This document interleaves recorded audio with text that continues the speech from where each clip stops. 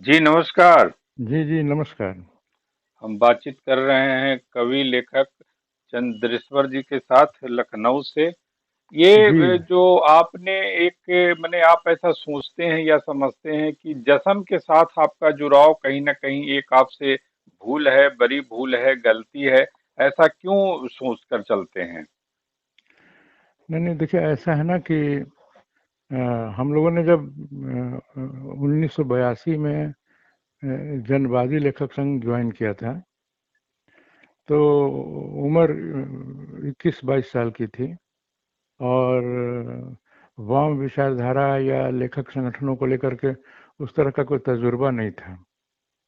लेकिन जनवादी लेखक संघ से बाहर आने के बाद जब हमने 2010-11 में लखनऊ में जन संस्कृति मंच ज्वाइन किया, तो अ, मैंने उस एज में भी, जबकि मेरी एज होगी 50-51 साल की, तो मैं मानता हूँ कि मैं बहुत दूरदर्शी नहीं था। मैं इन लोगों को समझ नहीं पाया। तो अब जिस तरह से लखनऊ में अनिल सिन्हा थे और उनके संपर्क में आने के बाद मैं प्रभावित हुआ। कौशल किशोर लगातार गोष्ठियां करा रहे थे, रचना पाठ और तमाम चीज़ें। तो इन सब चीज़ों से मैं प्रभावित हुआ और इनके साथ काम करने लगा। लेकिन व्यक्ति के तौर पर इन लोगों को जानने में हमसे चूक हुई, ऐसा मैं मानता हूँ। और चूंकि इन्हीं लोगों की देख रेख में अब जन संस्कृति मंच है, कौशल किशोर की ही देख रेख में जन संस्कृति मंच है। और नहीं, जबकि लगा। इसमें हाँ। इसमें कौशल किशोर तो ठीक है, तो उसमें हम्म, एक रवि भूषण जी भी हैं, तो रवि हम्म, भूषण जी भी जिस रूप में है, तो क्या हम्म। इन लोग के आपस के बीच की कोई ऐसी बात, जो ऐसी कोई सदिच्छा, ऐसी कोई इच्छा कि बेहतर ढंग से संस्था को चलाएं, बेहतर लोगों को रखें, उसमें कहीं न कहीं एक नहीं, नहीं, जैसे देखिए मैं देखिए मैं ये देख रहा हूँ ना, जैसे उन दिनों जब मैंने जन संस्कृति में ज्वाइन किया, तो इसके महासचिव थे प्रणय कृष्ण, जो इलाहाबाद विश्वविद्यालय में हिंदी के आजकल प्रोफेसर हैं। तो मैनेजर पांडे भी जीवित थे। तो बहुत सारी बातें थी। लेकिन संगठन अंदर से इस तरह से कई तरह की बुराइयों की गिरफ्त में है। कई तरह के गलत लोगों को मतलब उसमें प्रमोट किया जा रहा है, शामिल किया जा रहा है। ये सब धीरे धीरे मेरी समझ में आया। अब जैसे अब रविभूषण जी तो राष्ट्रीय अध्यक्ष ही हैं।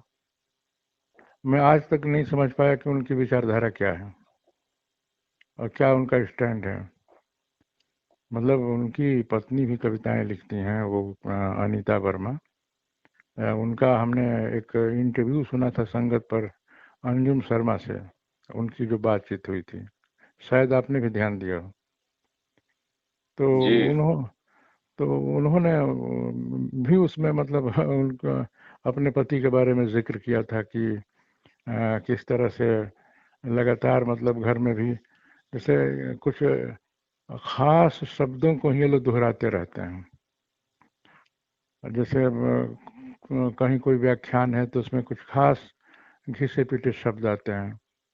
कोई मौलिकता नहीं है, कोई मौलिक चिंतन नहीं है, और प्रतिरोध की धारा के लोग अलंबरदार बनते हैं, जबकि हकीकत में ऐसा कुछ नहीं है। कैसा प्रतिरोध भाई, जब तुम जीवन में सही नहीं हो, जीवन में सही काम नहीं कर रहे हो, 10 तरह के समझौते करते हो, 10 तरह की सुविधाएं। तो मैंने बहुत करीब से बाद में सब देखा, तो मैं मोह भंग की प्रक्रिया से गुजर रहा था। लेकिन कोई रास्ता नहीं मिल रहा था कि मतलब किस रास्ते में बाहर निकलूं। लेकिन कुछ इस तरह से घटनाक्रम सामने आया लखनऊ में कि फिर मुझे मौका मिला। आदमी। क्या आपकी इच्छा थी या आपको उस तरफ ले जाया गया? नहीं, नहीं, मैं स्वतः चला गया। हाँ, इसमें बहुत साफ में कहना चाहूँगा कि हमको जश्न में शामिल करने की कोशिश नहीं की गई। मैं स्वतः इन लोगों के संपर्क में आया और हमें उस दौर में अच्छा लगा कि इन लोगों के साथ मिल करके मैं कुछ अच्छा काम कर सकता हूँ जन संस्कृति के लिए, जनवाद के लिए, और हमारे लेखन में बेहतरी आ सकती है। मेरे अंदर एक आशा, एक उम्मीद, एक मतलब थी और एक स्वप्न था कि इन लोगों से जुड़ करके मैं और बेहतर काम कर सकूंगा, लेकिन ऐसा संभव नहीं हो सका।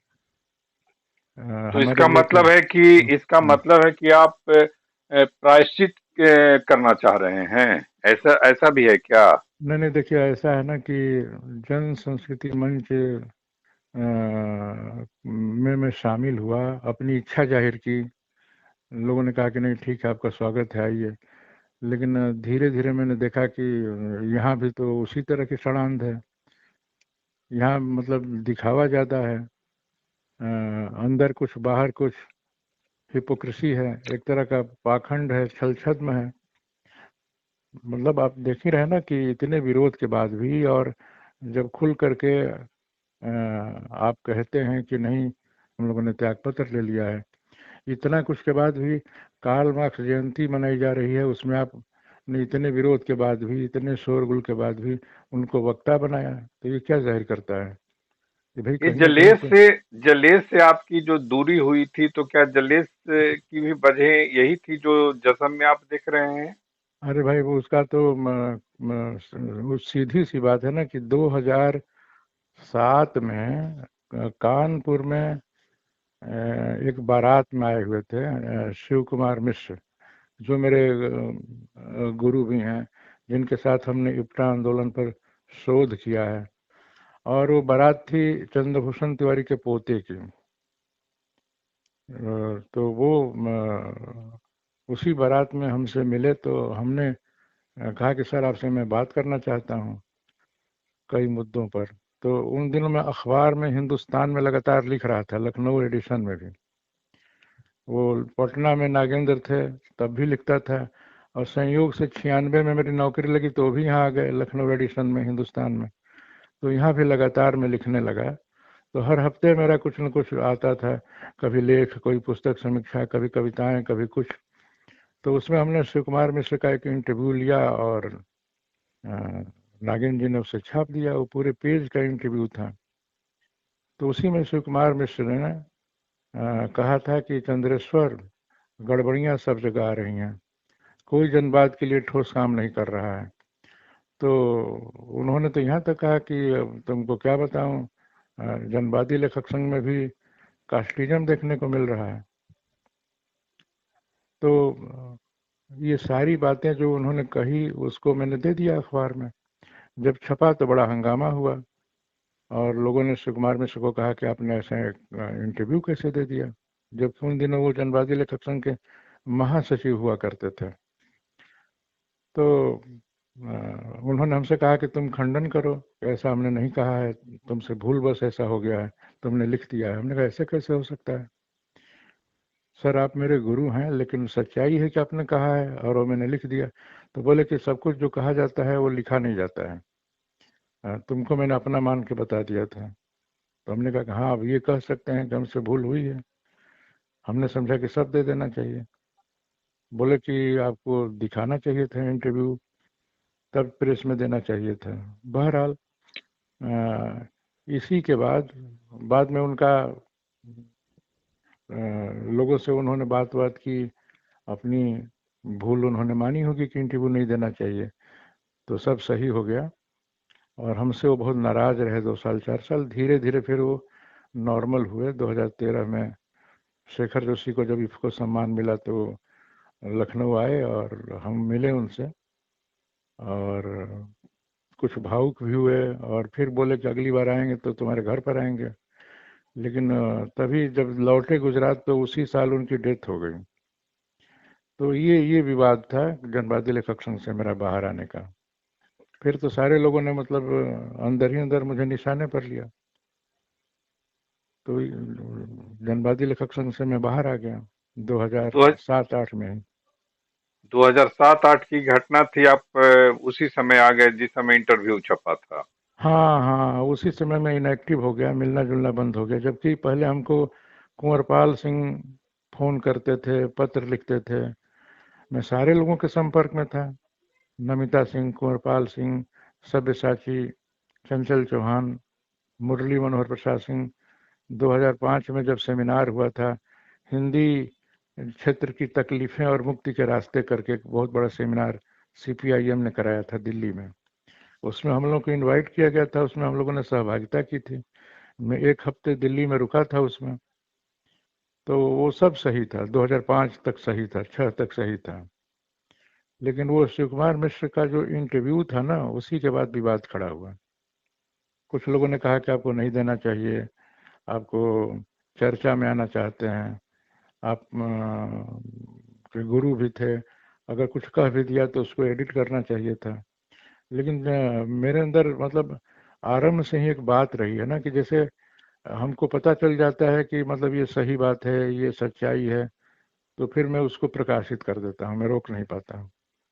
वो भले हमारे अम,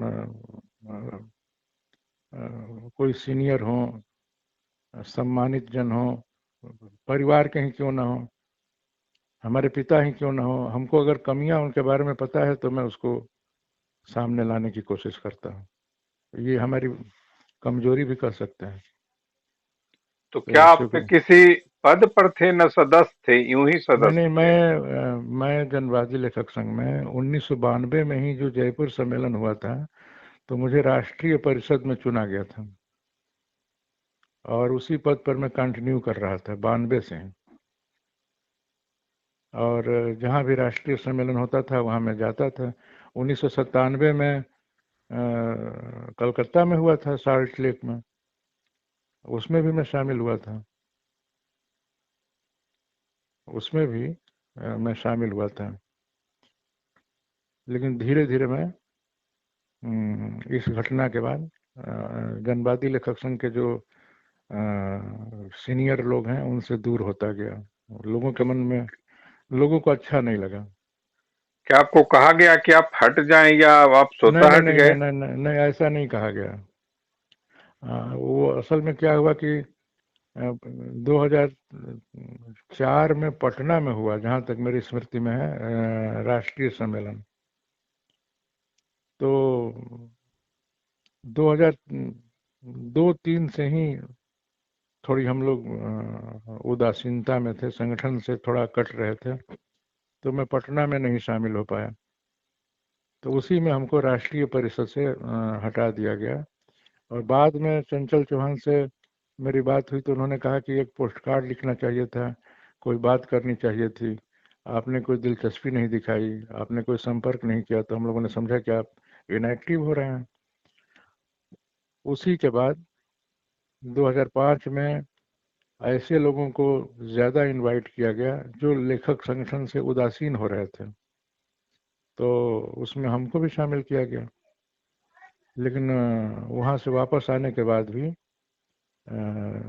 2006-07 में मैं जनवादी लेखक संघ में सक्रिय नहीं हो पाया, जबकि कुंवरपाल सिंह बार बार कह रहे थे कि लखनऊ में संगठन खड़ा करो, बलरामपुर में संगठन खड़ा करो।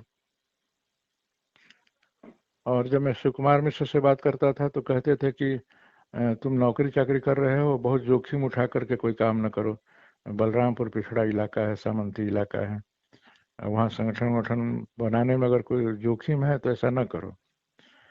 तो इस तरह से बातें हो रही थी। लखनऊ में गिरीश चंद्र श्रीवास्तव भी सक्रिय थे, संगठन खड़ा करना चाहते थे। तो हमने उनको भी मना किया कि मैं नई इकाई के गठन में उस तरह से सक्रिय नहीं हो पाऊंगा, क्योंकि जनवादी लेखक संघ से मैं उदासीन हो चुका था 2002-03 से ही, मैं आपसे बता रहा हूँ। और लोगों की बार बार की कोशिशों से भी मैं अंतरंग रूप से जुड़ नहीं पा रहा था। देखिए निर्भय जी, आपको मैं कई बातें बताऊं। जैसे 1992 में जयपुर में जो सम्मेलन हुआ, उसमें आरा से हम लोग तो गए, मैं गया, चंद्रभूषण ये नीरज सिंह गए, लेकिन चंद्रभूषण तिवारी उसमें नहीं गए थे। उन्होंने कहा कि हम अब नहीं जाएंगे। और 93 में उनकी डेथ ही हो गई, उनका ब्रेन हैमरेज हो गया 62 साल 63 साल की उम्र में। तो खुद चंद्रभूषण तिवारी भी अपने जीवन के अंतिम दिनों में जनवादी लेखक संघ के क्रियाकलापों गतिविधियों से कुछ खिन्न और उदासीन थे, ऐसा हमने फील किया है। जबकि मैं इस बात की चर्चा करता हूं तो लोग अब भी बुरा मानते हैं कि उनके बारे में आपको ऐसा नहीं कहना चाहिए। लेकिन मैंने बहुत करीब से उनको देखा था कि वो भी अपने अंतिम दौर में उदासीन हो रहे थे, क्योंकि जनवादी लेखक संघ में भी ग्रुपिज्म बढ़ गया था, खेमे बनने लगे थे। दिल्ली का खेमा और राज्यवार जो इकाइयां थीं उनमें खेमे बनने लगे थे।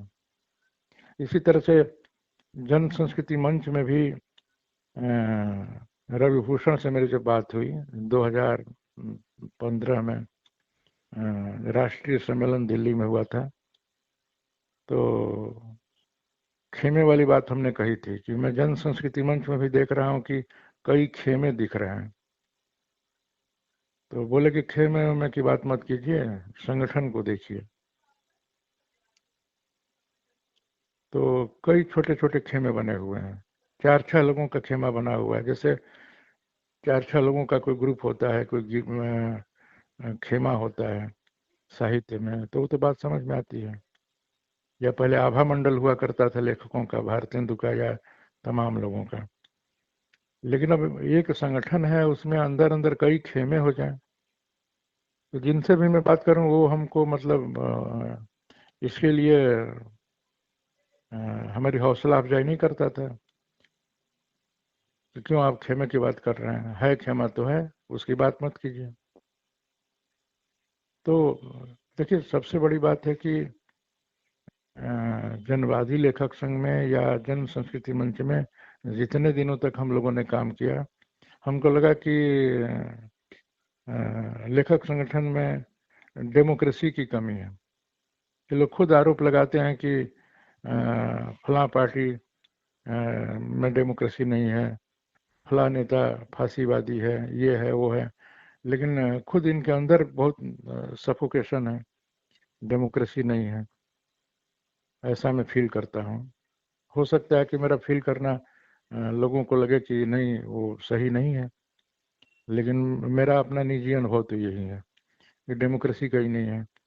अचानक से, अरे भाई, 1986-87 में भोजपुर जिला इकाई का जब सम्मेलन हो रहा था, तो उसमें मैं काफ़ी सक्रिय था। तो हुआ कि आपको मैंने जिला सचिव बनाया जाएगा, लेकिन अचानक से कहा गया कि नहीं, बद्री नारायण इलाहाबाद में है, वो बीच बीच में आरा आते रहते हैं, सचिव वही रहेंगे, आप कार्यकारी सचिव रहेंगे। तो ये बात मुझे आज तक समझ में नहीं आई कि काम मैं कर रहा हूँ, बद्री को आरा में रहना भी नहीं है, तो उनको सचिव क्यों बना दिया गया। मतलब अचानक से एक पैनल पेश कर दिया जाता है, एक कोर कमेटी होती है जनवादी लेखक संघ में 4-6 लोगों की, जो सब कुछ तय कर लेती है, और उसको सबसे स्वीकृति लोग लेते हैं, प्रस्ताव पारित होता है, ये सब दिखावा होता है वाम लेखक संगठनों में। वही पैटर्न जन संस्कृति मंच का भी है। अचानक से एक पैनल पेश कर दिया गया, ये होंगे। यही नहीं हुआ यहाँ लखनऊ में, क्या हुआ जिला इकाई में, अचानक से एक पैनल पेश कर दिया गया और उसमें कहा गया कि आप अनुमोदन करिए। अनुमोदन कर दिया तो बाद में पता चला कि भाई तो ऐसे ऐसे लोग हैं इसमें, दाग धब्बे वाले, आर्थिक अपराधी। तो मुझे लगा कि इन सबों से बेहतर है कि आदमी, देखिए जो बात आपने कही ना कि क्या प्रायश्चित करना चाहते हैं, जी। जैसे ये जो शब्दावली है इसका प्रयोग न करते हुए मैं ये कहना चाहूँगा कि लेखक संगठनों में रह करके बहुत कुछ सीखा भी, और बहुत कुछ मुझे ऐसा लगा कि वक्त भी बर्बाद हुआ, और जिस तरह की धार आनी चाहिए, जिस तरह का पैनापन आना चाहिए, ये अपना एक विवेक होता है, अपना अध्ययन होता है, स्वाध्याय होता है, आदमी आगे बढ़ता है। तो मुझे लगता है कि आगामी दिनों में अगर मैं कुछ बेहतर पढ़ सकूं, बेहतर लिख सकूं, तो इन संगठनों से बाहर आने की एक सार्थकता होगी। उसे आप प्रायश्चित भी कर सकते हैं। अब मैंने आप बताइए, हद हो गई कि इतने विरोध के बाद भी अभी हमारे पास तमाम लोगों के संदेश आ रहे हैं, तमाम लोगों के फ़ोन आ रहे हैं कि भाई आपके विरोध के बाद भी कार्ल मार्क्स की जयंती मनाई जा रही है। तो हमने कहा कि भाई उस पर मेरा अधिकार तो है नहीं। अगर इतना कुछ के बाद भी एक कोई आदमी जो अपने को कामरेड कहता है, क्रांतिकारी कहता है, और लगातार न्यूज़ वगैरह दे रहा है कि नेहा सिंह राठौर पर एफआईआर हुआ है, उसके खिलाफ हम लोगों ने जुलूस निकाला, ये है वो है, हम लोगों को डिटेन किया गया लखनऊ के इको गार्डन में, तमाम क्रांति की बातें हो रही हैं, तमाम प्रतिरोध की बातें हो रही हैं। लेकिन हमको लगता है कि जब आप एक गलत आदमी को इस तरह से मंच दे रहे हैं, तो इसका मतलब कि कहीं ना कहीं से आप ब्लैकमेल हो रहे हैं। और ऐसा अगर आप कर रहे हैं तो इसका मतलब कि आप मिले हुए हैं अंदर से, और जब मिले हुए हैं गलत लोगों से तो फिर कैसा प्रतिरोध, कैसी क्रांति? क्या प्रतिरोध खाली दिखावे के लिए होता है? प्रतिरोध, आपने कह दिया प्रतिरोध तो प्रतिरोध हो गया, अब चले गए जुलूस में तो आप बहुत बड़े क्रांतिकारी हो गए।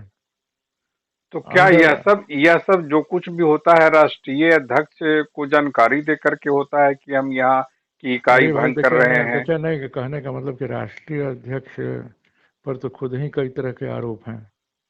जो आदमी दीनदयाल उपाध्याय के एकात्म मानववाद के पक्ष में लिख चुका हो, जो आदमी अपने स्वामी को खुश करने के लिए, तो उससे आप किस बेहतरी की उम्मीद कर सकते हैं कि संगठन में उससे बेहतरी आएगी? और राष्ट्रीय अध्यक्ष बनने से क्या मतलब उनके हाथ में कोई पावर है? हमको तो लगता है कि चंद दो चार लोग हैं जो अ, संगठन को चला रहे हैं। उसमें रवि भूषण जी की भी कोई खास भूमिका नहीं है। राष्ट्रीय अध्यक्ष बनने से नहीं होता है। और अगर कौशल किशोर इस तरह की, भाई रवि भूषण जी ने चूक की, तब भी मंगलेश डबराल से जब मेरी बात हुई तो उन्होंने उन्हीं को डिफेंड किया। पुराने मित्र हैं तो क्या किया जाए, चूक हो जाती है।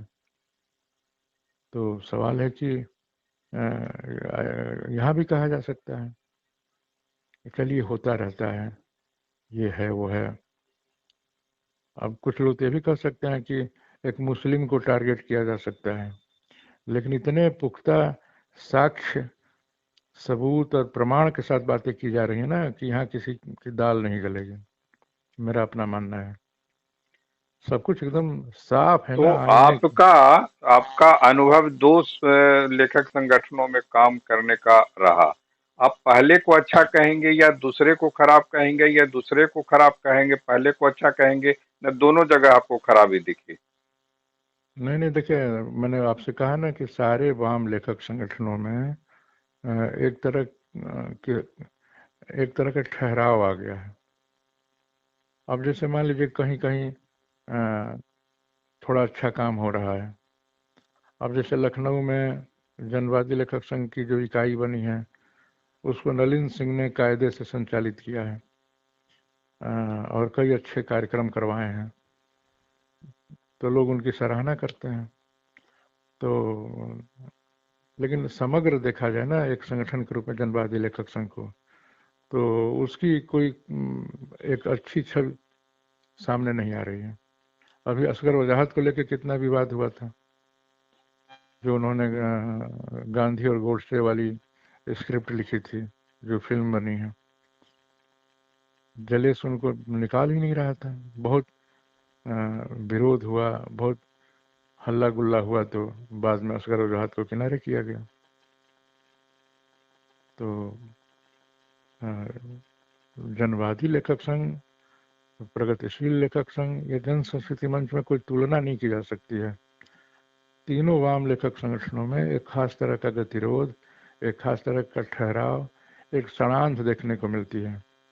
और उसमें जितने लोग काम करते हैं वाम विचारधारा के नाम पर, वो अपनी अपनी जातियों से, अपने वर्गीय चरित्र से मुक्त नहीं हो पा रहे हैं। विचारधारा का लेबल लगा हुआ है, एक तरह का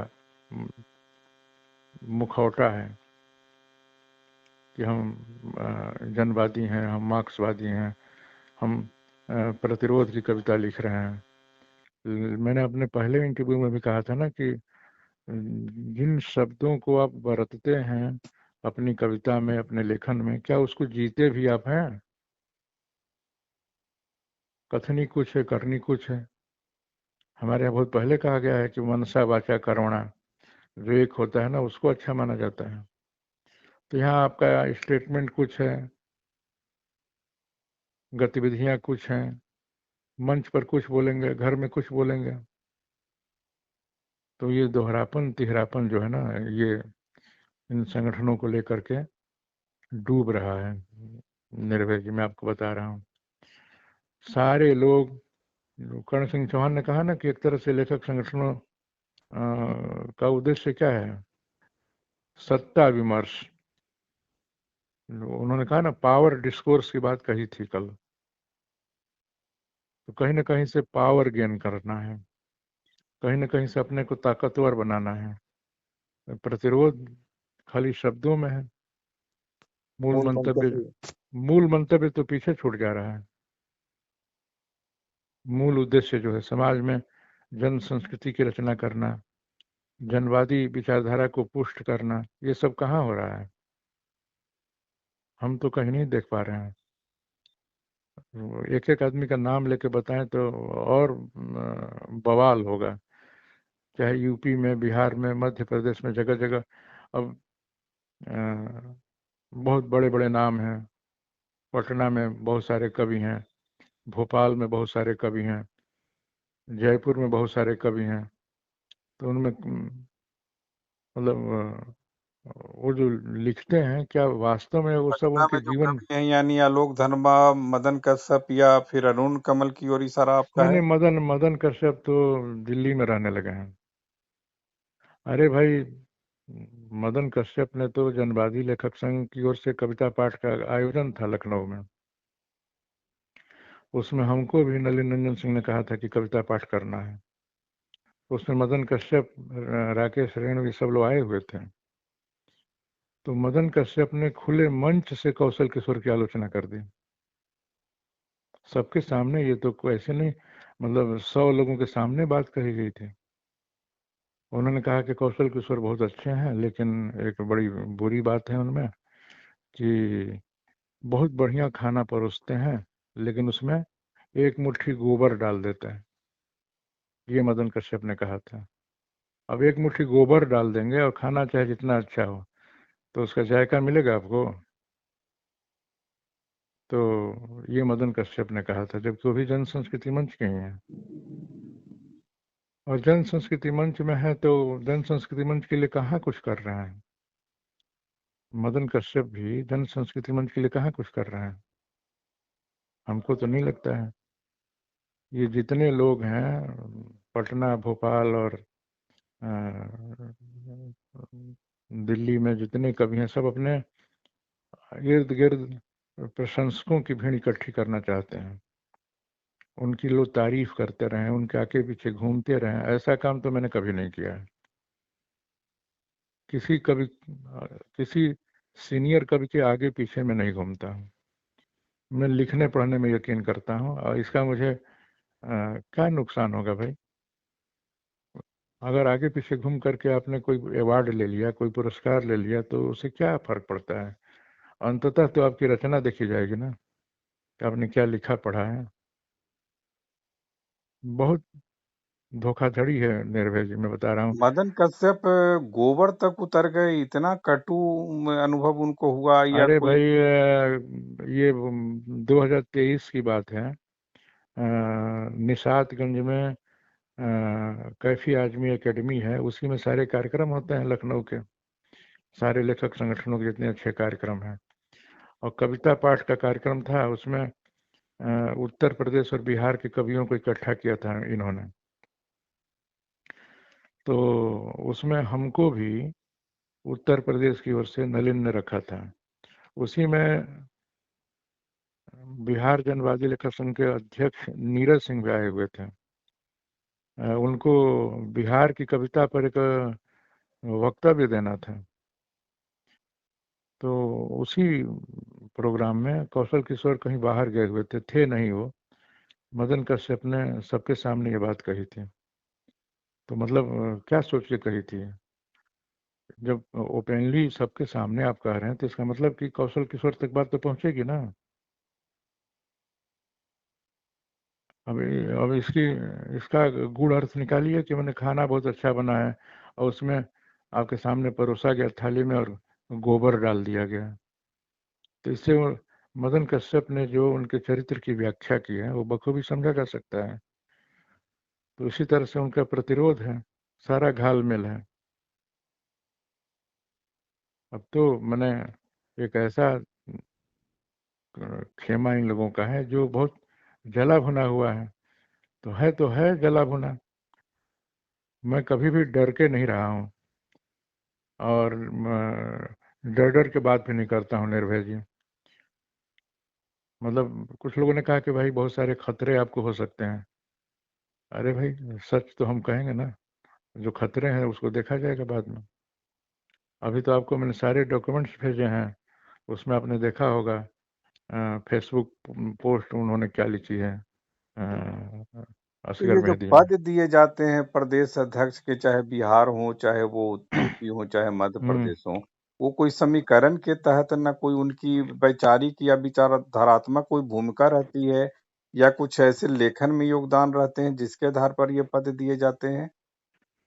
अब जैसे देखिए जन संस्कृति मंच का जो हमने देखा ट्रेंड, उसमें शिवमूर्ति को अध्यक्ष बना दिया। तो शिवमूर्ति कभी भी संगठन के लिए कोई काम नहीं करते हैं, चंदा उंदा भले दे देते हों, लेकिन कभी उनको मैंने सक्रिय नहीं देखा है कि संगठन की चिंता में रहते हों, संगठन के लिए कोई काम करते हों। तो उनको अगर रखा गया है तो सीधी सी बात है कि उनकी लोकप्रियता जो है लेखन की, या उनका जो कद है लिखने पढ़ने का, जो उनका नेम फेम है, जो उनका यश है, उसको देखते हुए उनको रखा गया है। और ये सब लोग मिल के तो तय नहीं करते हैं। एक कोर ग्रुप होता है 4-6 लोगों का, वो मिल के तय कर लेता है। 4-6 भी मैं कह के ज्यादती कर रहा हूँ, 1-2 लोग मिल के तय कर देते हैं कि फलां को बना दिया जाए और फलां को कार्यकारी अध्यक्ष बना दिया जाए। यानी इन तो इन संगठनों, लेखक संगठनों को लेकर अब कोई पार्टी की कोई चिंता नहीं रहती है, बस चूंकि आप विचारधारात्मक रूप से चूंकि जुड़े हुए देखिए रहते एक हैं। नहीं, एक बात जान लीजिए, जब जनवादी लेखक संघ में विवाद खड़ा होने लगा, कर्ण सिंह चौहान का, सुधीश पचौरी का, रमेश उपाध्याय का, जब कुछ लोग नाराज होने लगे, कुछ लोगों में खींचतान चलने लगी, भाई सीधी सी बात है, रमेश उपाध्याय में, चंचल चौहान में नहीं बनती थी। ऐसे ही कर्ण सिंह चौहान में, सुधीश पचौरी में नहीं बनती थी। जो हम लोगों ने सुना है, अब जो कानों तक बात पहुंची है और जो हम लोगों ने देखा भी है, रमेश उपाध्याय से तो मैं पारिवारिक स्तर पर भी जुड़ा हुआ था और उनकी पत्रिका ने मुझे बहुत तवज्जो दिया, बहुत छापा कथन ने। तो उनसे मेरी बातें होती थी कभी कभी।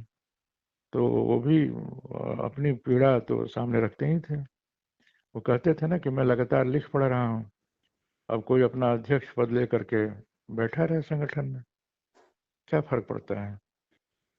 रमेश उपाध्याय बराबर कहते थे कि लिखना मायने रखता है, लिखना महत्व रखता है। अब पार्टी का कोई पद लेना कोई मायने नहीं रखता है, उसको दुनिया याद नहीं रखेगी, भूल जाएगी।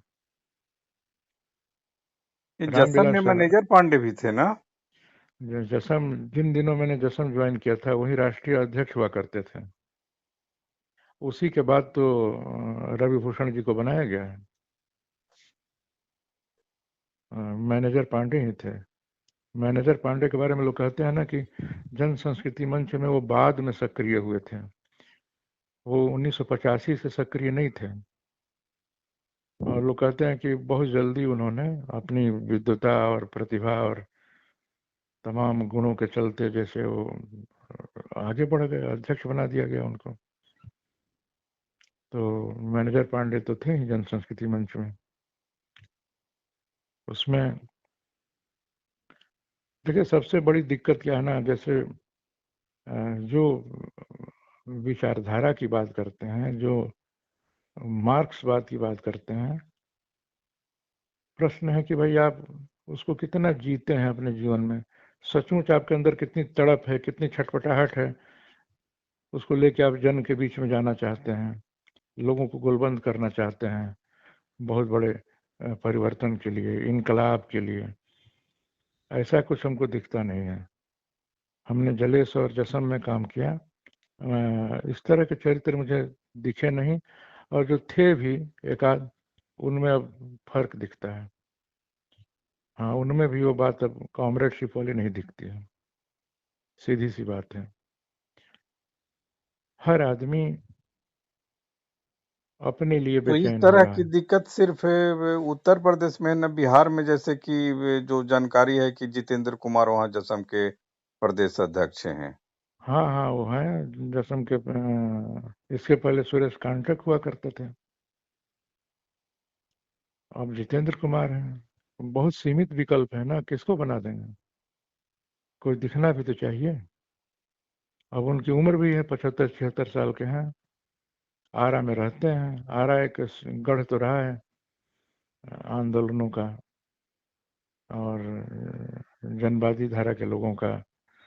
वो जलेस जसम प्रलेस तीनों का गढ़ रहा है, और तीनों की इकाइयां वहां अभी भी काम करती हैं आरा में। तो मदन कश्यप की कोई भूमिका नहीं है बिहार प्रदेश में, या राष्ट्रीय स्तर की कमेटी में है मदन कश्यप? मदन कश्यप को जहां तक मेरी जानकारी है राष्ट्रीय उपाध्यक्ष तक रखा गया है, राष्ट्रीय उपाध्यक्ष से आगे नहीं बढ़े हैं। अब अगर आगामी दिनों में बन जाए अध्यक्ष तो हम नहीं जानते हैं, लेकिन अभी तक तो उनको राष्ट्रीय उपाध्यक्ष, जैसे मधुकर सिंह के बारे में बराबर कहा जाता था कि जन संस्कृति मंच हमेशा उनको राष्ट्रीय उपाध्यक्ष तक रखती थी, जबकि उनको अध्यक्ष भी बनाया जा सकता था। लेकिन मधुकर सिंह भी एक क्रिएटिव राइटर थे, कहानियाँ लिखते थे, उपन्यास लिखते थे, और थोड़े स्वच्छंद और आज़ाद भी थे। तो लेखक संगठनों को ऐसे लेखक अच्छे नहीं लगते हैं जो थोड़े लिखने पढ़ने में स्वच्छंद हों, आज़ाद हों, जो बिल्कुल गुड बॉय बना रहे, अच्छा बच्चा बना रहे, जो संगठन के निर्देशों का। मधुकर जी की मुझे जो कुछ अभी याद आ रहा है, जो आपने हाँ। जिक्र किया कि हम्म। मधुकर जी की तबीयत खराब थी और जितेंद्र कुमार जी ही से बात हुई थी, और उन्होंने कहा था कि आर्थिक तंगी से जूझ रहे हैं उनके सुपुत्र, वहाँ शायद वकील है, अधिवक्ता हैं हम्म। कोर्ट में, और उस तरह से तो शायद वो वाणी ना राजकमल के कहीं से उनकी पुस्तक आई थी। उस समय मैंने बात की थी प्रकाश शक से, दोनों में से हाँ किसी के साथ। हाँ लहक हाँ में हाँ। संपादकीय में जिक्र किया था, और उसमें फिर वो जितेंद्र कुमार ने भी कुछ लिखा था उसको लेकर के। देखिए ये 2015 की बात है जी, कि 2014 की बात है, 2014 की लेकिन लास्ट की बात है ये। हाँ 2014 या 15 जहाँ तक मुझे याद आ रहा है, उसमें मधुकर सिंह का एक सम्मान समारोह किया था जन संस्कृति मंच ने। उसमें लखनऊ से हम लोगों को भी इनवाइट किया गया था, कार्ड वार्ड पर भी नाम छपा था। तो उसमें कृष्ण कल्पित भी आए थे, उन दिनों पटना में रहते थे। तो उसमें बहुत से लोग आए थे और मधुकर सिंह का सम्मान हुआ था। सम्मान होना भी चाहिए, उन्होंने काफ़ी लेखन किया है और बहुत सारी कहानियाँ, बहुत सारे उपन्यास, और आरा में जो दो लोग बड़ी पत्रिकाओं में भी छपे, सारिका में और साप्ताहिक हिंदुस्तान और धर्मयुग वगैरह में, उसमें मधुकर सिंह और मिथिलेश्वर का नाम आता है। तो मधुकर सिंह लगातार लिखते भी रहे और संगठनों से जुड़े भी रहे, लेकिन मधुकर सिंह को कभी भी शीर्ष पर नहीं रखा गया। वो मतलब उपाध्यक्ष ही बने रहे। जैसे अभी राष्ट्रीय स्तर पर कौशल किशोर जी उपाध्यक्ष हैं और अपने प्रदेश में कार्यकारी अध्यक्ष हैं, मदन कश्यप भी राष्ट्रीय उपाध्यक्ष हैं। तो अध्यक्ष पद जैसे रवि भूषण जी को दिया गया मैनेजर पांडे के बाद। एक दौर में इन लोगों ने त्रिलोचन जी को भी बनाया था, जो कि टिक नहीं पाए संगठन में।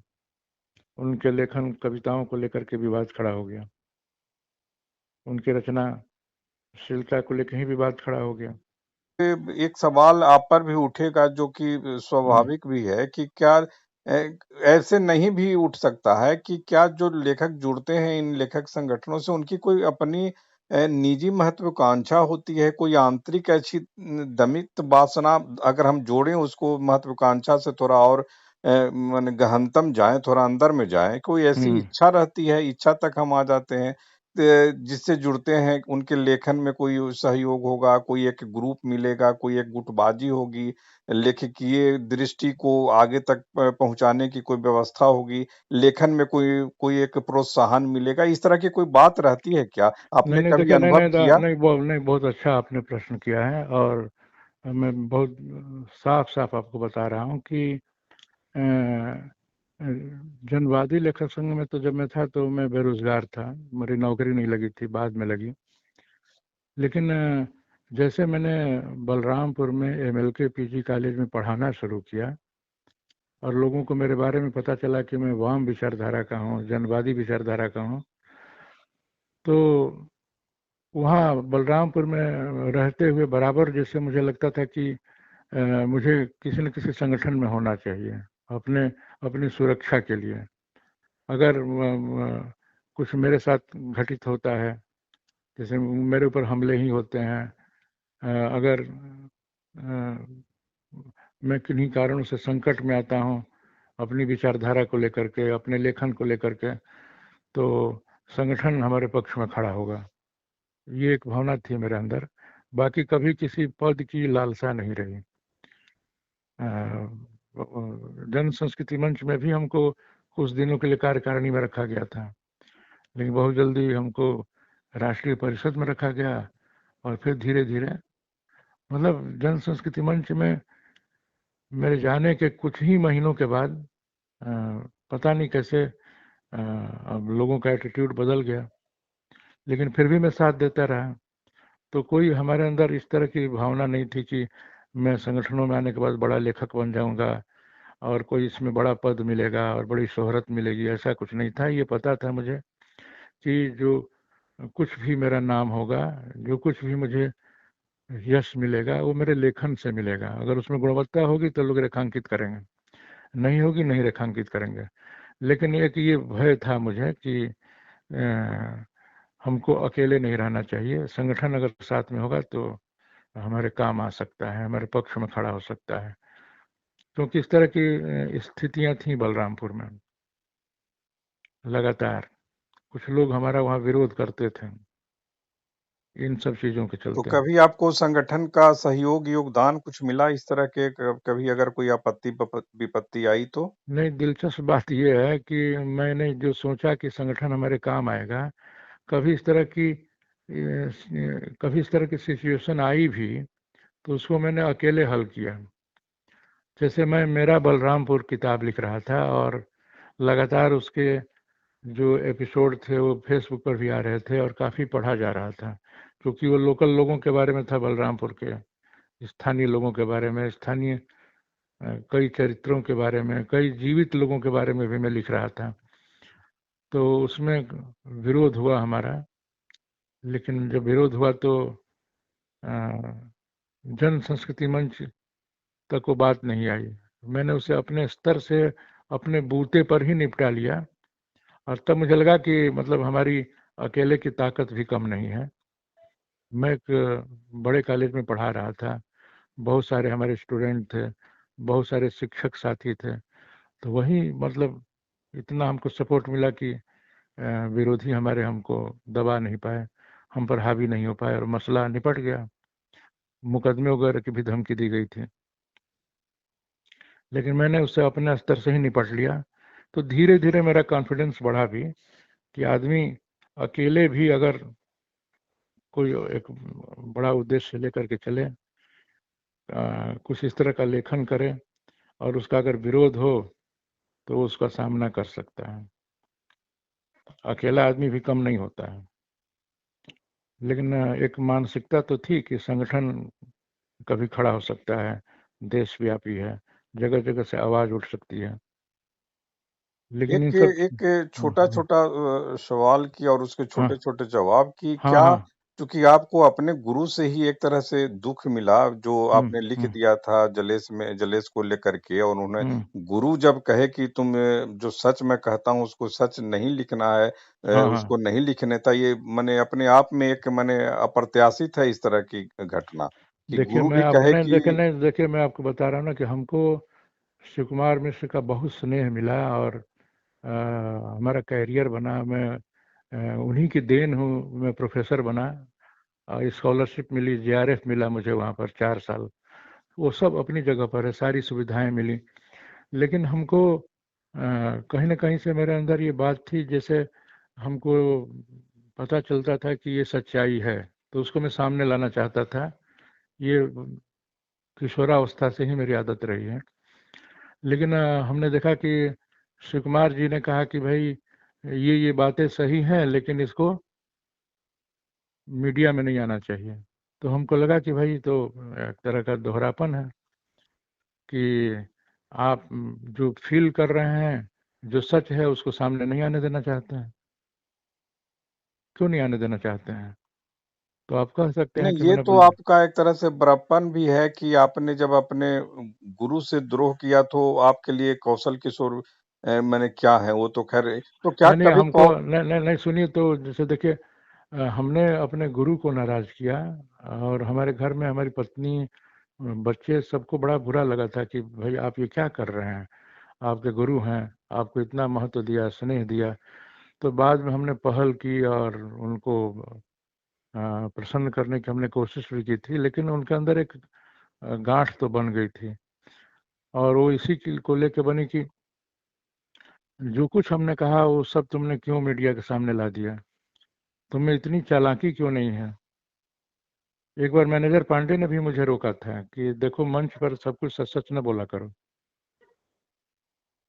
तो हमारे गुरुओं ने तो और हमारे सीनियर ने तो यही पाठ पढ़ाया कि जितना सच जानते हो लेकिन वो झूठ सब। का पुलिंदा भी तो लेखक संगठनों को नहीं होना चाहिए, जिस तरह से आप बता रहे हैं, हाँ उससे हाँ तो अब लग रहा है कि जितने भी लेखक संगठन हैं, जो कि विश्वनाथ त्रिपाठी जी ने भी बातचीत में कहीं न कहीं कहा कि दबाव वगैरह ये सब तो रहते ही हैं, ये कहीं न कहीं तो झुके हुए रहते ही लोग हैं ये मैंने तो। देखिए सीधी सी बात है कि बहुत सारी बातों को दबाया जाता है, बहुत सारी बातों को ढका जाता है, लीपा पोती की जाती है।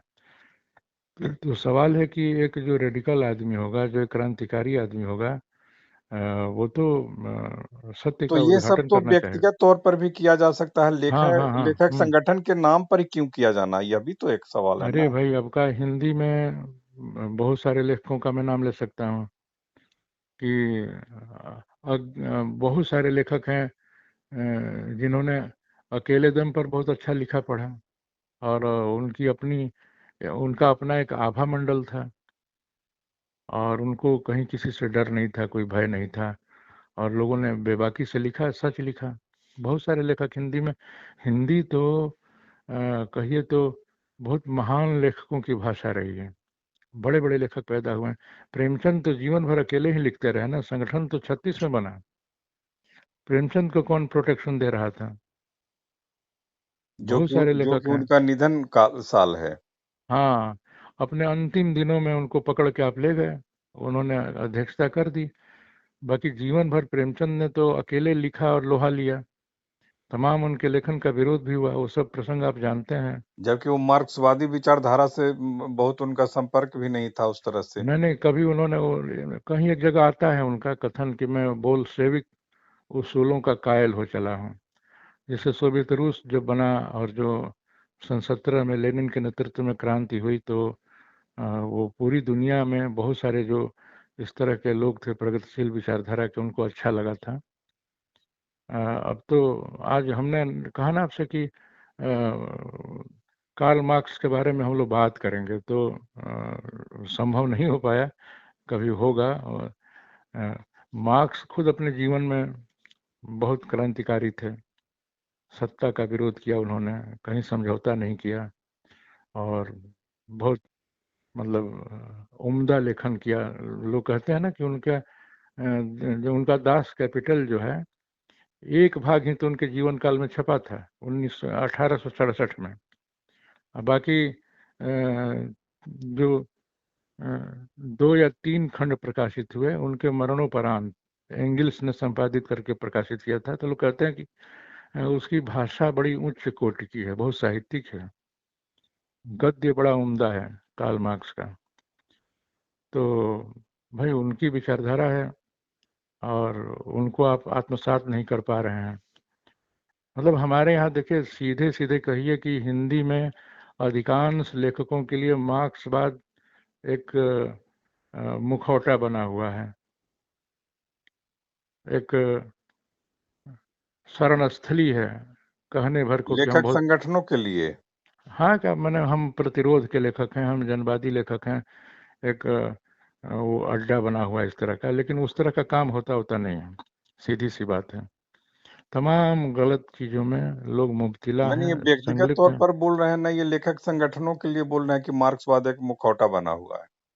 नहीं, उसमें वाम लेखक संगठनों में हो सकता है कि एक आध अच्छे लोग निकल जाएं, लेकिन अधिकांश, मैं प्रवृत्ति की बात कर रहा हूँ, जो एक टेंडेंसी आ गई है कि उसमें सब कुछ दिखावा है आजकल।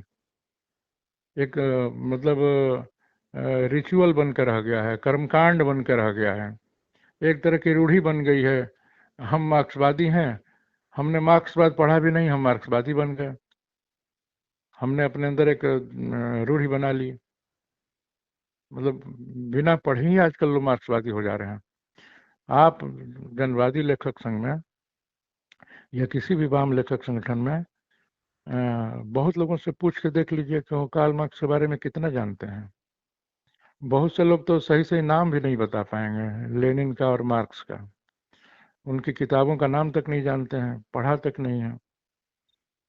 लेकिन एक पीढ़ी को तो हम लोगों ने देखा है कि वो पीढ़ी पढ़ती थी, पढ़ करके मार्क्सवादी बनी थी, और बहुत कुछ उसको जीवन में उतारना भी चाहा था।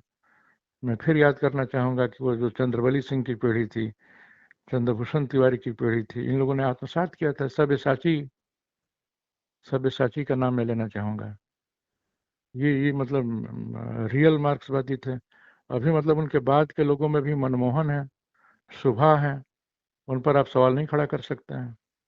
राजेश जोशी पर सवाल खड़ा हो सकता है, लेकिन मनमोहन पर कोई सवाल नहीं खड़ा कर सकता है, शुभा पर कोई सवाल नहीं खड़ा कर सकता है। तो कुछ अच्छे लोग हैं, ऐसा नहीं है, लेकिन बाकी के लिए तो मार्क्सवाद और जनवाद एक रिचुअल बना हुआ है, बस मंच पर और दिखावे के लिए। बस उसी निर्भय। का अब एक आखिरी, क्या अब भी हाँ, एक हाँ। आखिरी जो वही सवाल की नहीं, नहीं, आप आपसे बात भू कर सकते आपसे हैं। आपसे भूल हुई, आप प्रायश्चित कर रहे हैं, या चूंकि दोनों संगठनों से लगभग आपका नाता अब टूट चुका है, आगे जैसा कि आप कह रहे हैं एक लगभग जुड़ाव मत का कहिए, कोई। लगने लगभग मत कहिए। पूरी तरह से मैं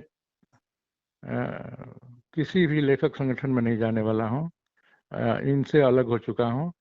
और मेरी यही इच्छा है कि मैं बिना इनके साथ रहे भी मेहनत करके कुछ अपना लिख पढ़ सकता हूँ, और आने वाले दिनों में तो लोग देखेंगे ही। नहीं, ये सवाल ये था हम्म, कि क्या हम्म। ये जसम के साथ आपका जुड़ाव भूल है, जलेस के साथ आप जुड़े थे, आप अपनी मने चेतना में नहीं, नहीं, जुड़े थे। जलेस के साथ तो जैसे एक हम लोग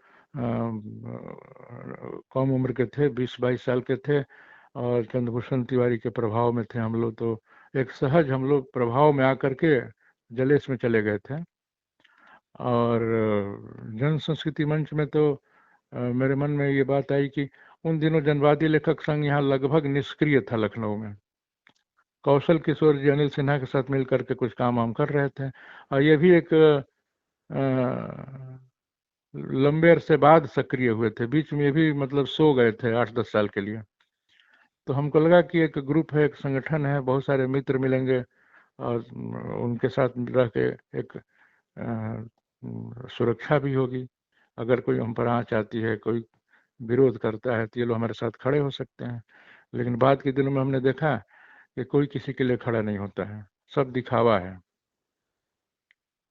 तो बाद में हमको लगा कि हम तो अकेले ही निपट सकते हैं, सक्षम हो सकते हैं, अपनी समस्याओं को सुलझा सकते हैं।